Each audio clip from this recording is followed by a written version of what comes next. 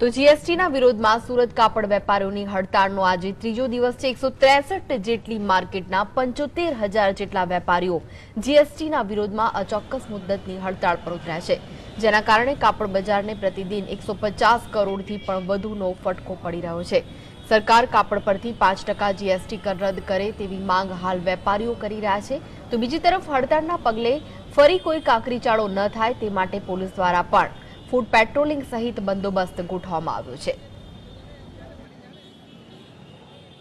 કાપડ પરથી 5% જીએસટી રદ કરવાની માંગ સાથે સુરત ટેક્સટાઇલ ઉદ્યોગના વેપારીઓની આજરોજ ત્રીજા દિવસની હડતાળ યથાવત જોવા મળી રહી છે। મારી પાછળ જોઈ શકો છો કે જે પ્રકારે જે માર્કેટોનો માહોલ જોવા મળી રહ્યો છે તે બંધ હાલતમાં જોવા મળી રહી છે। સુરતની 163 જેટલી માર્કેટો આવેલી છે, જ્યાં 75,000થી પણ વધુ વેપારીઓ આ માર્કેટના ધંધા વ્યવસાય સાથે સંકળાયેલા છે। રોજનું 125 કરોડ જેટલું ટર્નઓવર ધરાવતી સુરત ટેક્સટાઇલ ઉદ્યોગ છેલ્લા 3 દિવસથી સદંતર બંધ જોવા મળી રહી છે।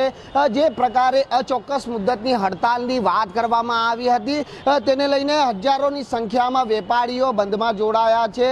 કાપડ પરથી 5% જીએસટી રદ કરવાની માંગ કરવામાં આવી છે। તદુપરાંત જે કાપડ છે તે કાપડના કારણે જે 400 કરોડનું કાપડ સુરત ટેક્સટાઇલ ઉદ્યોગમાં દરરોજ પ્રતિદિન ઠાલવવામાં આવે છે। 3 દિવસ જે પ્રકારે બંધ પાડવામાં આવ્યું છે તેના કારણે 450 કરોડથી પણ વધુનું નુકસાન સેવાનો જે વારો વેપારીઓએ સહન કરવાનો આવ્યો છે। બીજી તરફ તમને બતાવીશું કે આજરોજ મોટી સંખ્યામાં વેપારીઓ માર્કેટોની બહાર જોવા મળી રહ્યો છે।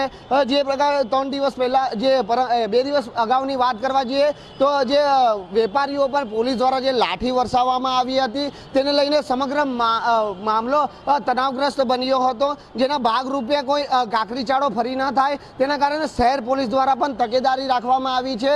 ચુસ્ત પોલીસ બંદોબસ્ત પણ હાલ પણ યથાવત જોવા મળી રહ્યો છે। ત્યારે સુરત ટેક્સટાઇલ વિભાગના વેપારીઓને પોલીસ દ્વારા પરવાનગી પણ આપી દેવામાં આવી છે, કોઈ ટ્રાફિકને અડચણરૂપ ન થાય તેમજ કોઈ અન્ય વેપારીઓને કોઈ અડચણરૂપ ન થાય તેની શરતીના કારણે તેઓને પરવાનગી આપવામાં આવી છે। જ્યાં સુરત ટેક્સટાઇલ ઉદ્યોગના બ્રિજ નીચે એક સભાનું પણ આયોજન કરવામાં આવ્યું છે।